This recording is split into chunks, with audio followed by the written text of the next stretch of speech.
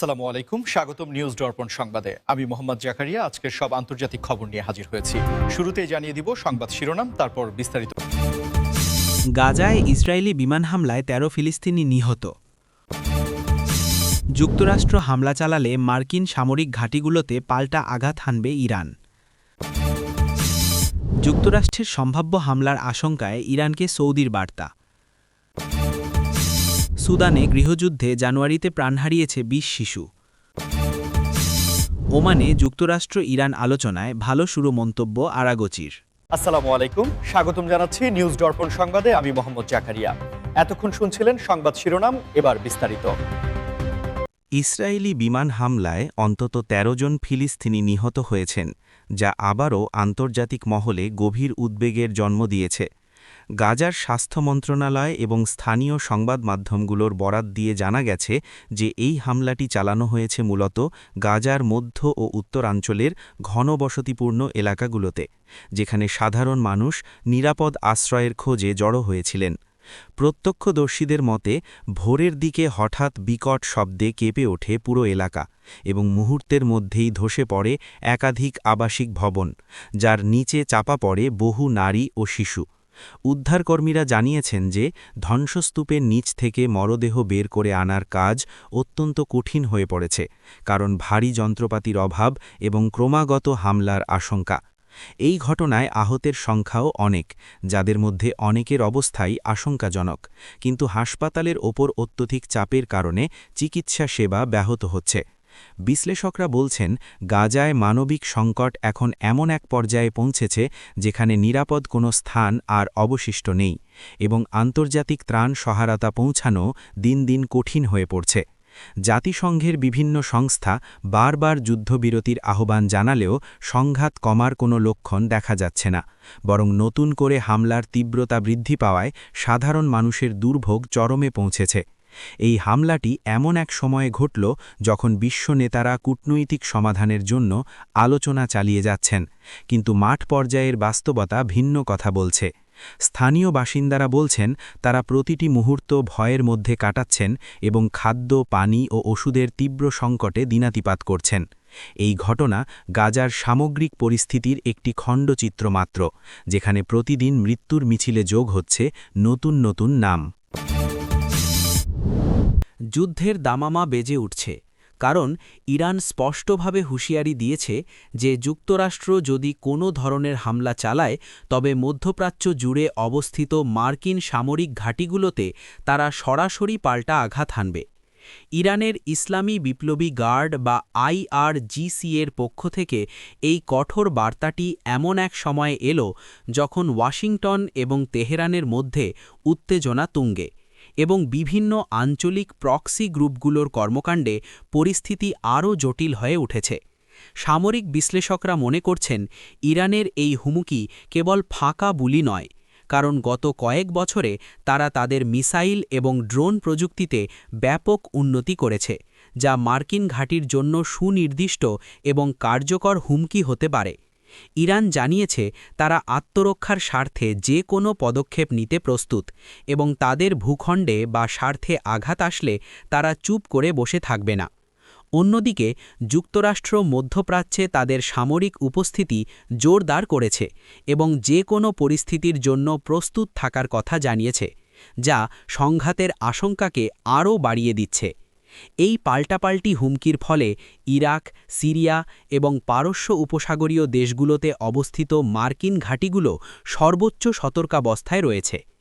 আন্তর্জাতিক সম্পর্ক বিশ্লেষকরা বলছেন, যদি সত্যিই যুক্তরাষ্ট্র ও ইরানের মধ্যে সরাসরি সংঘাত শুরু হয়, তবে তা কেবল এই দুই দেশের মধ্যে সীমাবদ্ধ থাকবে না, বরং পুরো মধ্যপ্রাচ্যকে একটি দীর্ঘস্থায়ী এবং ধ্বংসাত্মক যুদ্ধের দিকে ঠেলে দিতে পারে। তেলের বাজার থেকে শুরু করে বিশ্ব অর্থনীতিতে এর নেতিবাচক প্রভাব পড়তে পারে। ইরানের কর্মকর্তারা আরও বলেছেন যে তারা যুদ্ধ চায় না, কিন্তু যুদ্ধ চাপিয়ে দেওয়া হলে তারা সর্বশক্তি দিয়ে প্রতিরোধ করবে। এই পরিস্থিতিতে সাধারণ মানুষ এবং আঞ্চলিক সরকারগুলো গভীর উদ্বেগের মধ্যে রয়েছে, কারণ একটি ভুল পদক্ষেপ পুরো অঞ্চলের মানচিত্র বদলে দিতে পারে। সৌদি আরব ইরানকে একটি গোপন বার্তা পাঠিয়েছে এবং জানিয়েছে যে যুক্তরাষ্ট্রের সম্ভাব্য হামলার আশঙ্কায় তারা উদ্বিগ্ন এবং তারা চায় না তাদের আকাশসীমা বা ভূখণ্ড ব্যবহার করে ইরানের ওপর কোনো হামলা চালানো হোক। কূটনৈতিক সূত্রের বরাত দিয়ে জানা গেছে যে রিয়াদ তেহরানকে আশ্বস্ত করেছে যে তারা এই সংঘাতে নিরপেক্ষ থাকার চেষ্টা করবে এবং কোনোভাবেই প্রতিবেশীর ওপর হামলার জন্য তাদের মাটি ব্যবহার করতে দেবে না। এটি সৌদি আরবের পররাষ্ট্রনীতির একটি বড় পরিবর্তন হিসেবে দেখা হচ্ছে, কারণ কয়েক বছর আগেও দুই দেশের সম্পর্ক ছিল অত্যন্ত বৈরী, কিন্তু সম্প্রতি চীনের মধ্যস্থতায় তাদের মধ্যে যে সম্পর্ক পুনঃস্থাপিত হয়েছে তার ফলশ্রুতিতেই এই বার্তা পাঠানো সম্ভব হয়েছে বলে ধারণা করা হচ্ছে। সৌদি আরব বর্তমানে তাদের ভিশন 2030 বাস্তবায়নে ব্যস্ত এবং তারা জানে যে অঞ্চলে যুদ্ধ বাঁধলে তাদের অর্থনৈতিক সংস্কার এবং উন্নয়নের মহাপরিকল্পনা বাধার মুখে পড়বে, তাই তারা যে কোনো মূল্যে স্থিতিশীলতা বজায় রাখতে চায়। বিশ্লেষকেরা বলছেন সৌদি আরবের এই বার্তা ইরানের জন্য একটি বড় স্বস্তির কারণ হতে পারে, কারণ এর ফলে যুক্তরাষ্ট্রের জন্য হামলার কৌশল নির্ধারণ করা কঠিন হয়ে পড়বে। অন্যদিকে এটি যুক্তরাষ্ট্রের জন্য একটি বার্তা যে তাদের দীর্ঘদিনের মিত্ররা এখন আঞ্চলিক নিরাপত্তার স্বার্থে ভিন্ন পথে হাঁটছে। গালফ কোঅপারেশন কাউন্সিল বা জিসিসির অন্যান্য দেশগুলো একই ধরনের মনোভাব পোষণ করছে বলে জানা গেছে, যা এই অঞ্চলে যুক্তরাষ্ট্রের প্রভাব কমার ইঙ্গিত দিতে পারে। এই ঘটনা প্রমাণ করে যে মধ্যপ্রাচ্যের দেশগুলো এখন বাইরের শক্তির ওপর নির্ভর না করে নিজেদের মধ্যে আলোচনার মাধ্যমে সমস্যা সমাধানের দিকে ঝুঁকছে।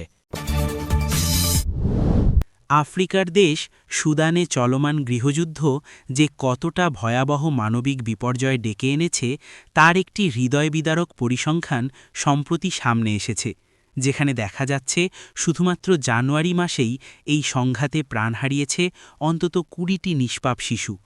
সুদানের সেনাবাহিনী এবং প্যারামিলিটারি র্যাপিড সাপোর্ট ফোর্সেস বা আরএসএফের মধ্যে চলমান এই রক্তক্ষয়ী সংঘাতের কারণে দেশটির স্বাস্থ্য ব্যবস্থা কার্যত ধসে পড়েছে এবং খাদ্য ও ওষুধের অভাবে শিশুরা মৃত্যুর কোলে ঢলে পড়ছে। আন্তর্জাতিক মানবাধিকার সংস্থাগুলো জানিয়েছে এই 20টি শিশু যে কেবল গুলি বা বোমার আঘাতেই মারা গেছে তা নয়, বরং অপুষ্টি এবং চিকিৎসার অভাবেই তাদের বেশিরভাগের মৃত্যু হয়েছে, যা এই সংঘাতের এক করুণ ও নির্মম দিক। সুদানের বিভিন্ন শরণার্থী শিবিরে মানবেতর জীবনযাপন করছে লাখ লাখ মানুষ, যেখানে শিশুদের জন্য ন্যূনতম খাবার বা বিশুদ্ধ পানির ব্যবস্থাও নেই।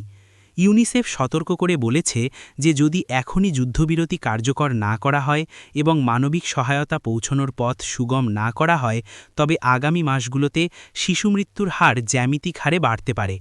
সুদানের এই গৃহযুদ্ধকে বিশ্বের অন্যতম বিস্তৃত সংকট বা ফরগটেন ক্রাইসিস বলা হচ্ছে, কারণ গাজা বা ইউক্রেনের যুদ্ধের কারণে আন্তর্জাতিক মিডিয়ার আলো সুদানের ওপর ততটা পড়ছে না, অথচ সেখানে প্রতিদিন হাজার হাজার মানুষ বাস্তুচ্যুত হচ্ছে এবং একটি পুরো প্রজন্ম যুদ্ধের ভয়াবহতার মধ্যে বেড়ে উঠছে। স্থানীয় ডাক্তাররা জানিয়েছেন তাদের কাছে চিকিৎসার সরঞ্জাম নেই এবং অনেক হাসপাতাল হামলার শিকার হয়ে বন্ধ হয়ে গেছে, ফলে অসুস্থ শিশুদের বাঁচানো তাদের পক্ষে অসম্ভব হয়ে পড়ছে। এই পরিস্থিতি বিশ্ব বিবেকের কাছে এক বড় প্রশ্নবোধক চিহ্ন হয়ে দাঁড়িয়েছে। আমরা আশা করি আন্তর্জাতিক সম্প্রদায় সুদানের এই মানবিক সংকটের দিকে আরও বেশি নজর দেবে। যুদ্ধের খবরের মাঝে কিছুটা আশার আলো দেখা যাচ্ছে ওমান থেকে, যেখানে যুক্তরাষ্ট্র এবং ইরানের মধ্যে একটি গুরুত্বপূর্ণ আলোচনা অনুষ্ঠিত হয়েছে এবং ইরানের পররাষ্ট্রমন্ত্রী আব্বাস আরাকচি এই আলোচনাকে ভালো শুরু বা ইতিবাচক সূচনা হিসেবে মন্তব্য করেছেন। যদিও দুই দেশের মধ্যে সরাসরি কোনো বৈঠক হয়নি, বরং ওমানের মধ্যস্থতায় পরোক্ষভাবে বার্তা বিনিময় হয়েছে, তবুও দীর্ঘদিনের অচলাবস্থা কাটানোর ক্ষেত্রে এটি একটি বড় পদক্ষেপ বলে মনে করছেন কূটনৈতিক বিশ্লেষকরা। ওমানের রাজধানী মাস্কেটে অনুষ্ঠিত এই আলোচনায় মূলত পারমাণবিক কর্মসূচি, আঞ্চলিক নিরাপত্তা এবং নিষেধাজ্ঞার মতো জটিল বিষয়গুলো উঠে এসেছে বলে ধারণা করা হচ্ছে। ওমান ঐতিহাসিকভাবেই মধ্যপ্রাচ্যে শান্তি স্থাপনের ক্ষেত্রে একটি নিরপেক্ষ মধ্যস্থতাকারী হিসেবে ভূমিকা পালন করে আসছে এবং এর আগেও তারা যুক্তরাষ্ট্র এবং ইরানের মধ্যে সেতুবন্ধন হিসেবে কাজ করেছে।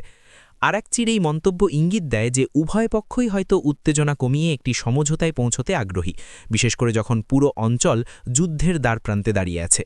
বিশ্লেষকরা বলছেন এই আলোচনা সফল হলে তা কেবল ইরান ও যুক্তরাষ্ট্রের সম্পর্কের উন্নতি ঘটাবে না, বরং গাজা, লেবানন এবং ইয়েমেনের সংঘাত কমাতেও সাহায্য করতে পারে।